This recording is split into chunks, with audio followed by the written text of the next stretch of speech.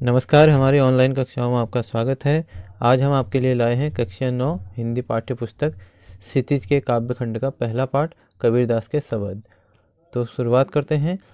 देखिए, मोको कहाँ ढूंढे बंदे, मैं तो तेरे पास में, ना मैं देवल ना मैं मस्जिद, ना काबे कैलाश में। ये पंक्ति यहाँ पे 2 बार आ चुकी है। ना तो कोनो क्रिया कर्म में, ना ही योग बैराग में, खोजी होय तो तुरत मिली हो, पल भर की तलाश में। कहें कबीर सुनो भाई साधु, सब श्वासों की सांस में। अब यहाँ पे हम कुछ शब्दार्थ देखते हैं इनके। देखिए, पहला है मोको। मोको का अर्थ होता है मुझको। बंदे यहाँ पे मनुष्य के लिए कहा गया है। देवल जो है देवालय या जहाँ ईश्वर का वास स्थान, मंदिर, मस्जिद आप जानते हैं मुस्लिमों का जो पवित्र स्थान होता है जहाँ वो पूजा या नमाज करते हैं। काबा जो है मुस्लिमों का पवित्र तीर्थ स्थान है, और कैलाश जो है वो हिंदुओं का पवित्र तीर्थ स्थान है। इसके अलावा जो है यहाँ पे कोने कोने मतलब किसी भी क्रियाकर्म, इसका अर्थ होता है मनुष्य द्वारा ईश्वर प्राप्ति के लिए जो भी क्रिया किया जा रहा है, जो भी कार्य किया जा रहा है, वो सारे क्रियाकर्म कहलाते हैं। योग बैराग होता है योग साधना, बैराग का अर्थ होता है वैराग्य होना। फिर है तुरतय। तुरतय का अर्थ होता है तुरंत। मिलिहों का अर्थ होता है मिलेंगे। और इसके बाद जो है तालाश। तालाश मतलब खोज में। तो अब इसका हम अर्थ देखते हैं। देखिए, कबीरदास जी कहते हैं कि मोको कहाँ ढूंढे बंदे। ईश्वर जो मनुष्य है वह जीवन भर ईश्वर को पाने का प्रयास करता है तथा कई प्रकार की क्रियाएं करता है, पर उसे ईश्वर के दर्शन नहीं होते। इसी संबंध में जो ईश्वर है वो स्वयं मनुष्य से कह रहे हैं। स्वयं यहाँ पे निराकार बन मनुष्य से कह रहे हैं कि मोको कहाँ ढूंढे बंदे, अर्थात हे मनुष्य, तू मुझे कहाँ खोज रहा है। मैं तो तेरे पास में ही हूँ। मैं किसी ये ना मैं देवल ना मैं मस्जिद, न मैं किसी मंदिर में हूँ, न मैं किसी मस्जिद या देवालय में हूँ, न काबे कैलाश में, और न ही मैं काबा में रहता हूँ, और न ही कैलाश में। मतलब ईश्वर कहते हैं कि मैं इन सब जगहों में जाने से प्राप्त नहीं होऊंगा। मैं इन स्थानों पर नहीं रहता हूँ, किसी भी तीर्थ स्थान में भी नहीं रहता हूँ। फिर अगली पंक्ति में कहते हैं ना तो कोनो क्रिया कर्म में, और न ही मैं किसी प्रकार की क्रियाओं से मिल सकता हूँ, न ही योग बैराग में, और न ही मैं योग बैराग से प्राप्त हो सकता हूँ। खोजी होई तो तुरत मिली है, अर्थात यहाँ पे कह रहे हैं कि जो तू मुझे सच्चे मन से खोजता है, अगर तू वास्तव में सच्चे मन से मुझे खोजता है तो मैं तुझे तुरंत ही प्राप्त हो जाऊंगा, पल भर की तलाश में, अर्थात मैं पल भर में ही मिल सकता हूँ तुम्हें, क्योंकि मैं तो हर प्राणी के ये कहे कबीर सुनो भाई साधु। कबीरदास जी कहते हैं कि हे संत जनों सुनो।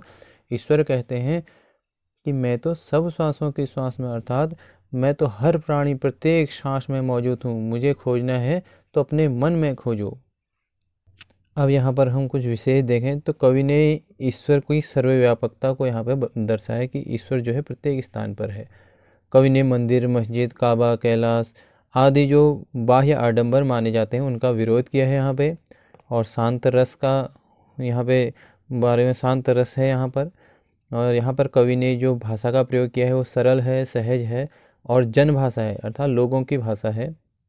और एक प्रकार से यहाँ पे शैली देखें तो आत्मकथात्मक शैली का प्रयोग किया गया है। और पूरे पद्य में यहाँ पर अनुप्रास अलंकार देखा जा रहा है। देखिए, जहाँ तहाँ भी देख सकते हैं आप। काबे कैलाश में अनुप्रास अलंकार है, कोनो क्रिया कर्म में अनुप्रास अलंकार है, योग बैराग गौ गौ है पीछे से वर्ण, यहाँ पे भी अनुप्रास अलंकार है। और इसके अलावा देखिए कहे कबीर सब श्वासों की श्वास में, ये प्रत्येक स्थान पे अनुप्रास अलंकार है। अब जो हमारा अगला शब्द है वह है संतो भाई आई ज्ञान की आधी रे, भ्रम की टाटी सबे उड़ानी, माया रहे न बांधी, हिति चित्त की द्वैत थूनी गिरानी, मोह बलिंडा टूटा, तृष्णा छानी परी घरी ऊपर, कुबदी का भांडा फूटा, जोग जुगति करी संतो बांधी, नीरज चुएन पानी, कूड़ा कपट काया का निकष्या, हर की गति जब जानी, आधी पीछे जो जल बूटा, प्रेम हरिजन भी नाम, कहें कबीर भान के प्रगटे, उदित भया तम की नाम। यहाँ पर जो है कबीरदास जी ने फिर से ईश्वर के बारे में ज्ञान, ईश्वर को प्राप्त करने के लिए ज्ञान को अधिक महत्व दिया है। सबसे पहले हम शब्दार्थ देखते हैं। यहाँ पे देखिए, भ्रम, भ्रम का अर्थ होता है संदेह। यहाँ पे टाटी जो होती है ये घास फूस तथा बांस से बनाए जाने वाला एक छप्पर जो होता है उसे टाटी कहा जाता है।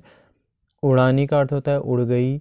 माया, माया यहाँ पे जो मोह होता है उसके लिए कहा गया है, और रस्सी के लिए भी प्रयुक्त किया गया है यहाँ पे माया।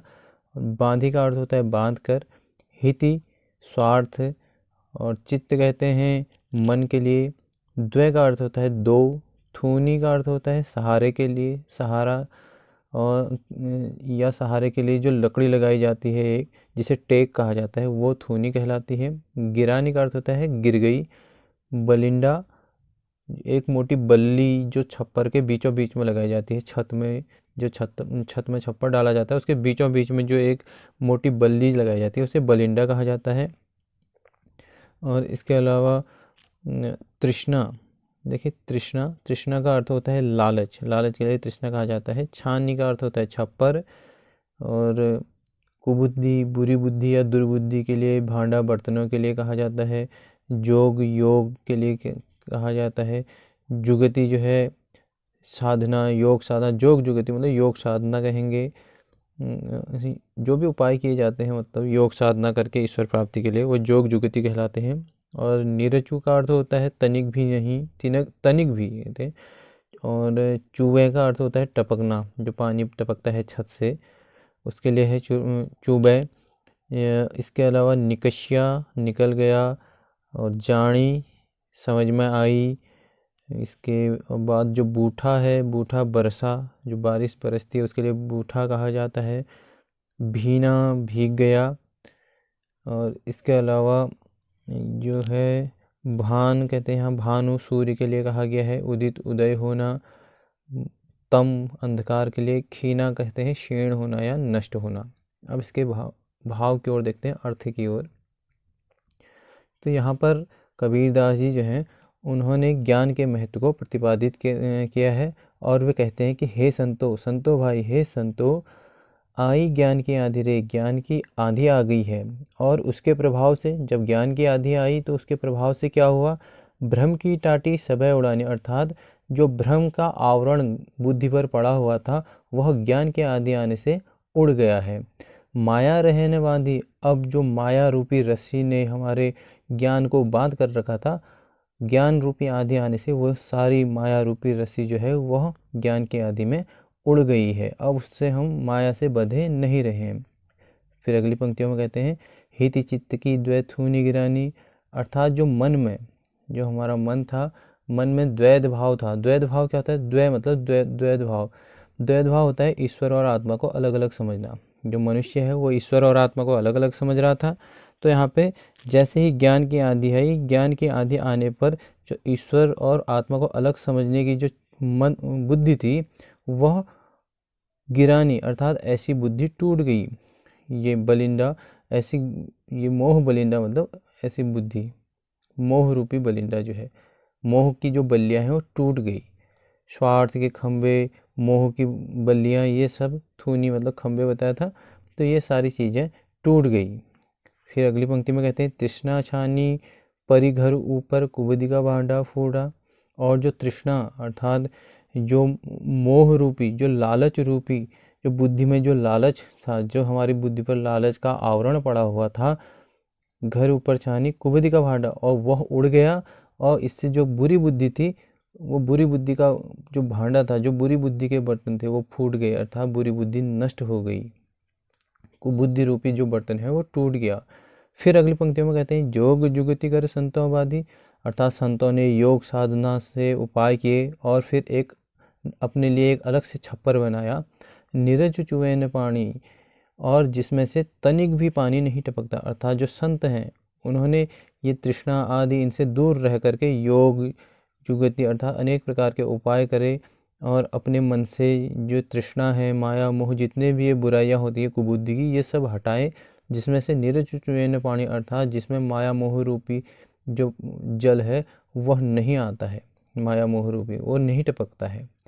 फिर अगली पंक्तियों में कहते हैं कूड़ा कपट काया का निकष्या हरि की गति जब जानी। कहते हैं कि जब संतों ने प्रभु का मर्म पता चल गया, अर्थात हरि की गति जब जानी, हरि की गति जानना मतलब ईश्वर के मर्म का पता चलना, ईश्वर के बारे में पता चलना।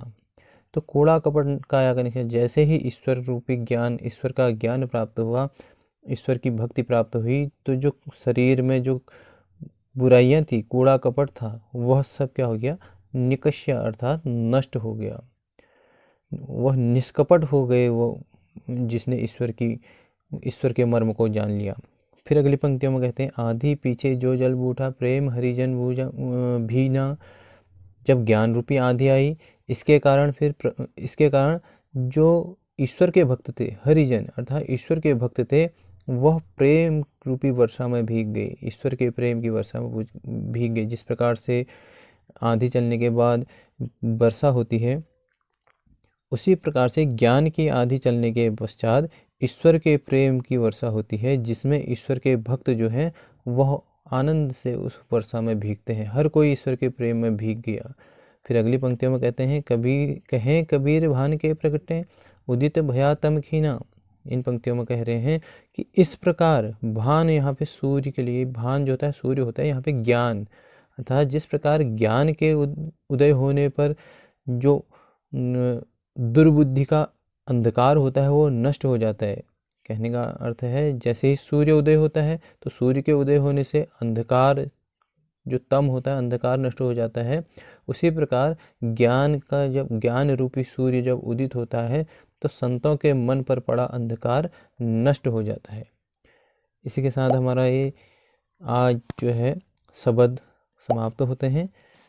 अगले वीडियो में हम फिर से आपको किसी नए विषय के साथ मिलते हैं। तब तक के लिए नमस्कार, धन्यवाद।